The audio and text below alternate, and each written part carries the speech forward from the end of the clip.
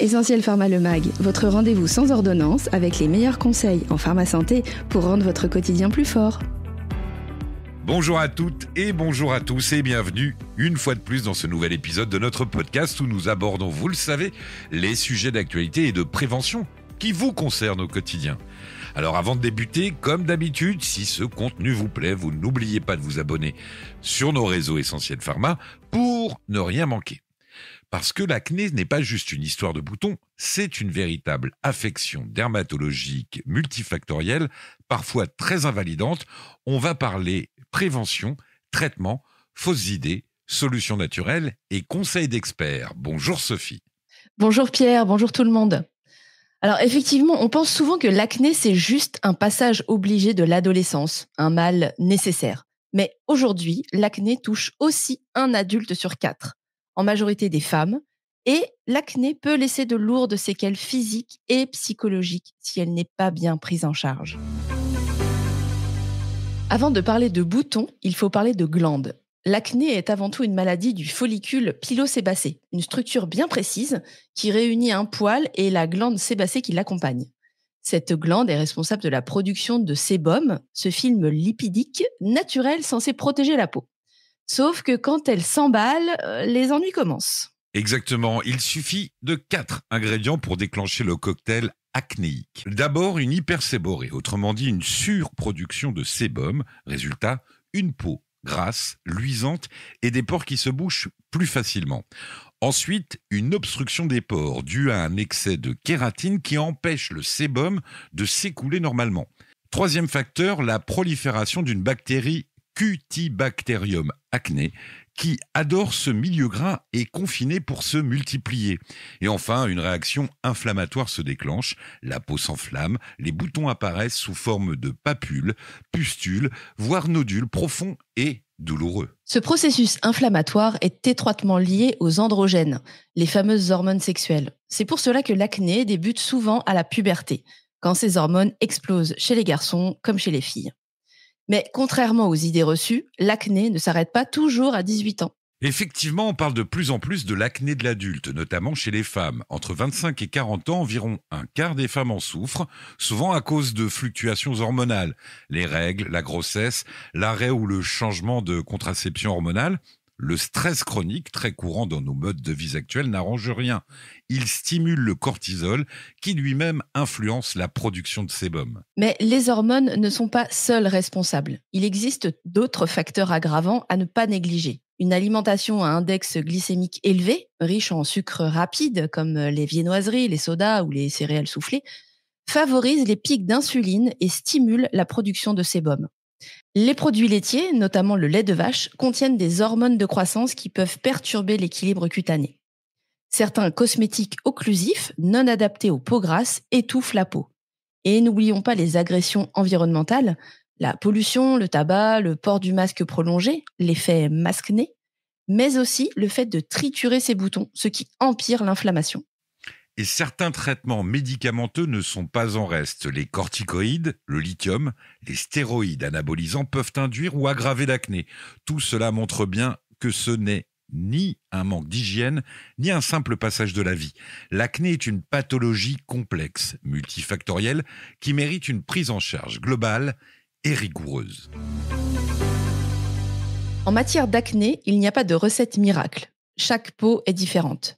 Le traitement dépend de l'intensité des lésions, de leur localisation, de l'âge du patient et de sa tolérance cutanée. L'objectif, calmer l'inflammation, limiter la prolifération bactérienne et réguler la production de sébum, sans pour autant agresser la barrière cutanée. Pour les formes légères, souvent appelées acné rétentionnelle, on cible les points noirs, comédons ouverts, et les microkystes, comédons fermés. La trousse de base comprend des rétinoïdes topiques comme l'adapalène qui régule la kératinisation et désobstrue les pores, le peroxyde de benzoïle qui agit comme antibactérien kératolytique.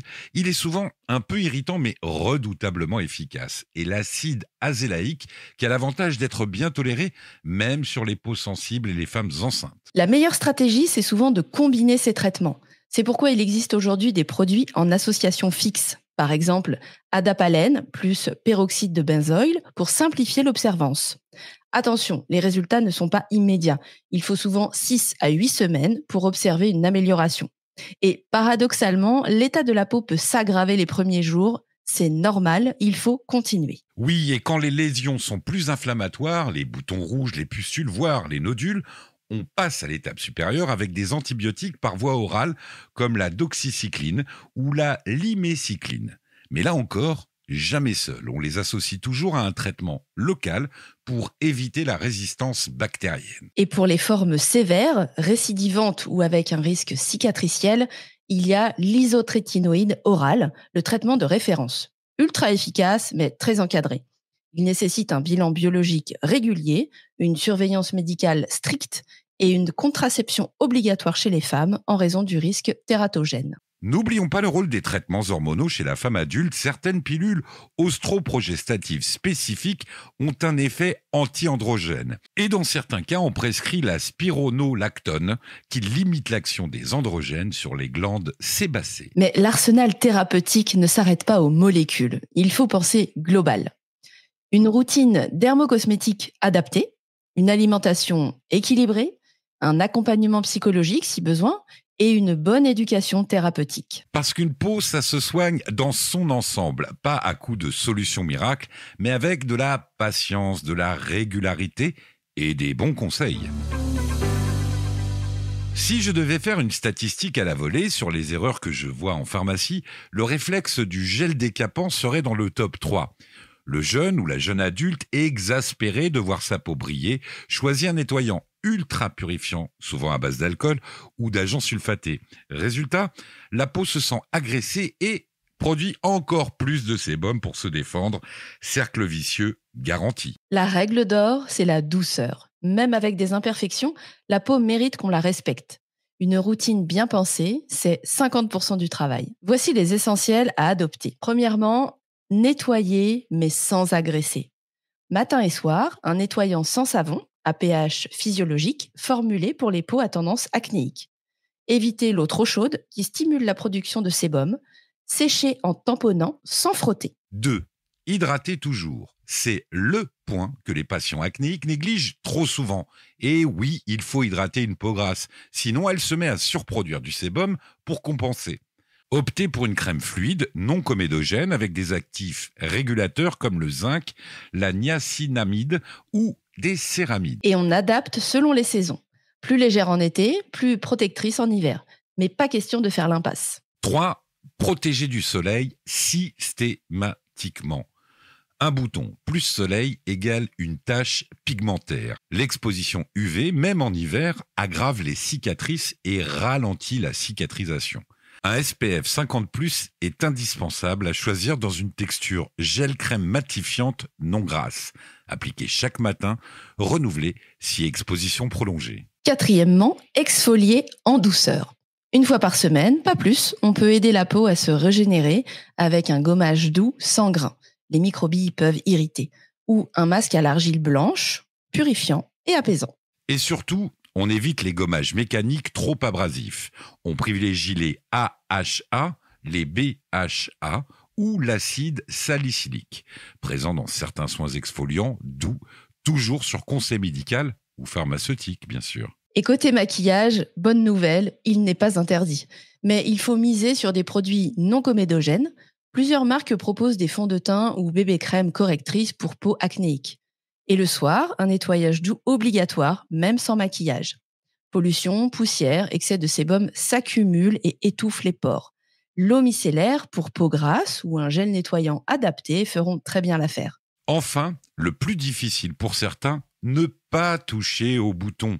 Le geste peut sembler anodin, mais c'est la porte ouverte aux cicatrices inflammatoires, aux surinfections et à une acné encore plus sévère. Ce que vous percevez comme un soulagement visuel est en fait une agression en profondeur. Résistez à la tentation. Et rappelez-vous, le pharmacien peut vous aider à choisir les bons produits, vous rassurer sur leur usage et adapter votre routine selon l'évolution. C'est un travail d'équipe entre vous, votre peau et vos professionnels de santé. L'acné, c'est souvent une maladie cyclique avec des phases d'amélioration puis des rechutes. Il faut donc penser à l'entretien. Même après disparition des boutons, le traitement doit souvent se poursuivre en maintenance pendant plusieurs mois pour éviter l'effet rebond. Et côté hygiène de vie, quelques pistes utiles. Limiter les sucres rapides, réduire les produits laitiers et mieux gérer son stress avec une vie active physique, du sommeil et de la relaxation. Une peau qui va mieux, ce n'est pas une peau guérie. C'est une peau en équilibre. Et ça se travaille dans la durée, un peu comme le sport ou l'alimentation. La cicatrice, c'est souvent ce qui reste quand l'acné est parti. Des marques parfois creusées, pigmentées ou tout simplement visibles. On distingue l'hyperpigmentation post-inflammatoire, surtout chez les peaux mates, les cicatrices atrophiques, celles qui sont creusées, ou encore les cicatrices hypertrophiques ou kéloïdes, surtout sur le dos et le thorax. Le meilleur soin reste préventif. Ne pas manipuler les lésions, traiter tôt et protéger du soleil. En cas de cicatrice installée, plusieurs options.